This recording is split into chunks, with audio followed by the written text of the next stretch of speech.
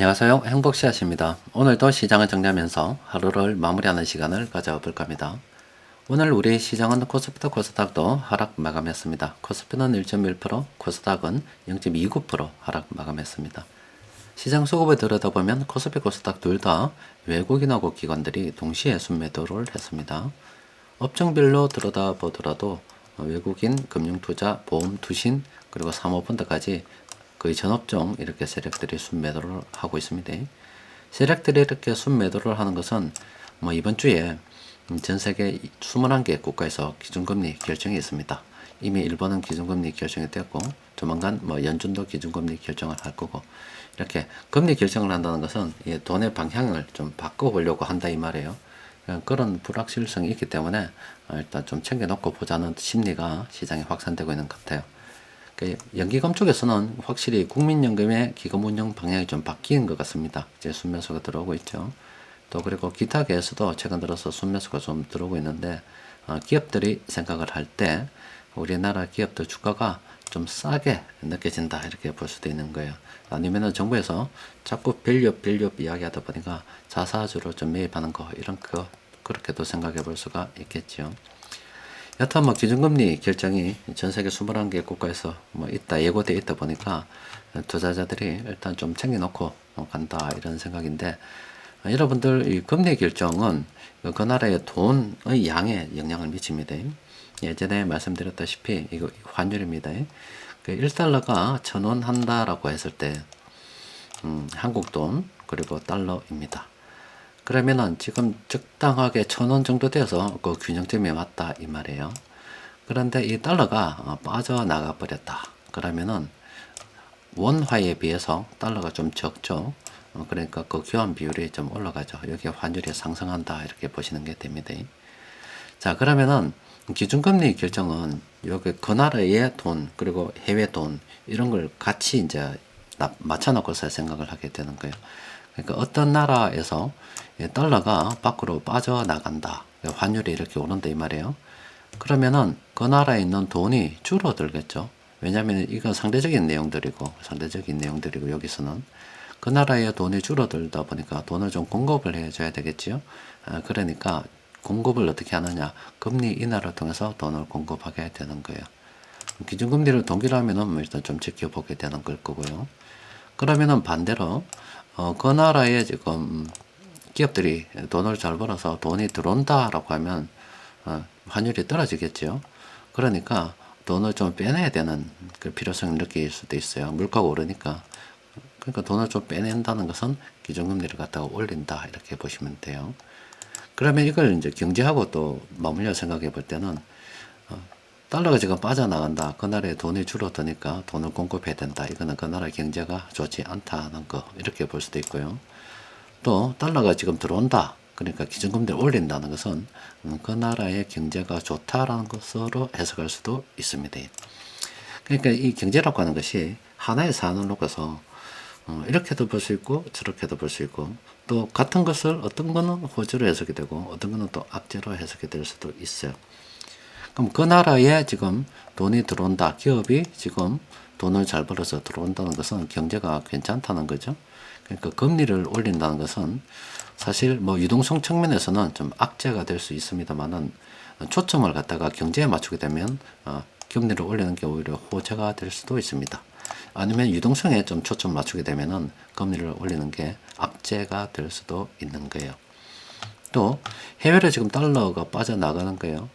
그러면은 금리를 갖다가 내려서 돈을 좀 공급한다 이렇게 보면 유동성이 늘어나니까 이거 호재다고 볼 수도 있고, 금리를 올리는데 올리는 이유가 그 나라에 뭐 돈이 빠져나가니까 경제 상황이 나빠서 그렇다면 그것도 악재가 될 수가 있습니다. 참 이게 보기 참 그렇죠. 이걸 갖다가 그럼 누가 해석을 해야 되느냐? 이거는 내가 해석을 하는 문제가 아니고 그때그때 다릅니다. 그럼 그때그때 왜 다르느냐? 시장에서 큰돈 굴리는 세력들이 어떻게 보는가에 따라 다른 겁니다. 그럼 시장에서 큰돈 굴리는 세력들이 어떻게 보는가는 뭐 주식시장이라든지 그런 거 매수가 들어왔을 때 그거는 같은 재료를 긍정적으로 본다는 거고, 매도해서 팔고 나가면은 나쁘게 본다 이렇게 해석할 수가 있는 거예요. 그때그때마다 좀 다릅니다. 하여튼 기준금리 결정이 이렇게 있고 돈의 이동이 예고돼 있다 보니까 지금 투자자들은 일단 돈을 좀 챙기고 있다. 그렇게 보시면 됩니다. 자, 일본 같은 경우 이번에 기준금리를 올렸습니다. 자, 표도 안 나죠? 요만큼 올렸는데 표시가 잘 안 나죠? 최근 한 10년간 이렇게 보면은 뭔가가 딱 보입니다. 이게 한 2016년도 2월 정도 되는 때입니다. 2016년 2월. 그때 지금 이게 0이거든요. 2016년도 2월 달부터 시작해서 마이너스 1%, 0.1%이 금리를 쭉 가다가 이제 몇 년 만입니까? 굉장히 오랜만에 이제 0%대로 이렇게 복귀를 했다는 거예요. 그러니까 일본이 저렇게 지금 금리를 올린다고 하는 것은 돈을 빼낸다. 그러면 이런 거죠. 앞서 본 것처럼 해외에서 지금 달러가 들어오니까 돈을 좀 빼내야 되겠죠. 그래서 빼내는 방법이 이렇게 금리를 올리는 것도 하나의 방법이 됩니다. 그럼 일본 경제가 어떻게 되는가요? 좋다라고 볼 수도 있다 말씀드렸죠. 그런데 당분간은 일본 뭐 괜찮을 거다라고 말씀드렸는데 굉장히 우려스러운 점이 하나 있다라고 말씀드렸잖아요. 돈을 갖다가 이렇게 계속 마이너스로 가게 되면은 돈의 가치가 굉장히 있게 되는 겁니다. 그러니까 돈이 가치가 있기 때문에 10년 전에 1,000만 원도 지금의 뭐 1,000만 원입니다. 그 아마 여러분들 그런 거 보셨을 거예요. 1960 몇 년도에 뭐 내가 보험을 넣어놨는데 그게 보험이 굉장히 높았다. 그런데 익숙한 돈이었다. 근데 지금 와 보니까 몇만 원밖에 안 된다. 이런 거 돈의 가치가 계속 떨어지니까 그렇게 되는 거예요. 또 하나는 돈의 가치가 계속 떨어지게 되면 돈을 계속 많이 풀잖아요. 떨어지게 되면은 국가에서도 국민들을 속이는 게 됩니다. 그러니까 국가에서 예전에 100만 원을 빌렸단 말이에요. 예전에 그러니까 보자 1980년도 90년 80년대 후반 정도 봅시다. 후반 정도 보면 부산 쪽에 집 하나가 한 3천만 원 정도 했어요. 현재 그 집이 요새는 뭐 3억이 넘고 5억이 넘으니까 한 20년 30년 전에 3천만 원과 지금 뭐 3억 5억 뭐 이런 거 비슷하다고 봐야 되겠죠. 그런데 그 뭐 지금의 20년 전에 뭐 30년 전에 3천만 원과 뭐 지금의 3천만 원은 전혀 다른 의미가 되겠죠. 그런데 국가에서 이때 빚내 가지고 자꾸 이제 이때 갚아 들어가게 되면 돈의 가치가 떨어지는 게 국가에서는 이득이 되죠. 그러니까 국가에서는 사실 돈의 가치가 돈이 점점 이래 늘어나는 게 이 새끼가 사기 치먹기 좋은 거예요. 국민도 속이는 겁니다. 또 국민들 같은 경우도 돈이 자꾸 떨어지고 뭐 월급이 액면상 늘어난 것처럼 보여야 뭔가 이상하게 좀 늘어난 것 같거든요. 근데 실제 월급을 더 받고 그냥 숫자에 불과한 겁니다. 실제 그게 어느 정도 가치가 있는 거는 그 돈의 구매력이 어느 정도인가 따져봐야 되는 문제가 되는 거죠. 근데 사람들은 쉽사리 그 정도까지 생각을 하지 못합니다. 하여튼 국가에서도 인플레이션 어느 정도 물가 상승을 용인하는 그런 경향도 좀 있다. 이렇게 보시면 되겠습니다. 여튼 지금 돈이라고 하는 게 지금 일본 같은 경우 돈의 가치 오랜 기간 동안에 가치가 굉장히 있었기 때문에 장롱 속에 넣어놔도 상관이 없었다 이 말이에요. 그런데 금리가 이번에 올렸지만 앞으로 계속 이래 올린다고 보게 되면 장롱 속에 있던 돈들이 튀어나오면 골치 아프다. 또 그리고 해외 투자됐던 돈들이 들어가면 골치 아프다. 이 말씀드렸죠.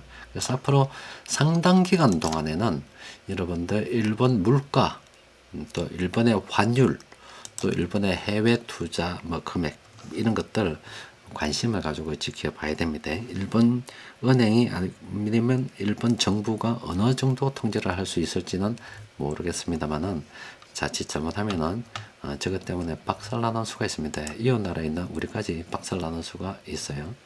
하여튼 뭐 일본이 일단 금리를 갖다가 올리기 시작했고 뭐 연준 같은 경우는 이번에 뭐 금리를 동결하지 않을까 싶긴 해요. 자, 세력들이 이렇게 다 팔다 보니까 뭐 좋은 종목이 있겠습니까? 오늘은 한 개밖에 없어요. 하나밖에 없는 거 둘 다 보도록 합시다.